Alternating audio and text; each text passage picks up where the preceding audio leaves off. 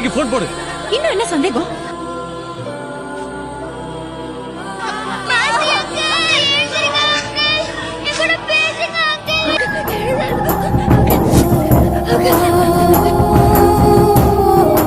காதலுக்காக நாங்க எல்லாரும் சேர்ந்து நடிச்ச ஒரு டிராமான்னு சொல்லுங்க. என்ன சொல்ற திவ்யா?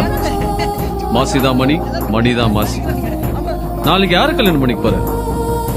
காதலுக்காக எதை வேணாலும் தூக்கி எறியறதுக்கு தயாரா இருந்த ஒருத்தன் இந்த குழந்தையோட உயிரை காப்பாத்துறதுக்காக எல்லாம் நாடகம்னு சொன்னானே.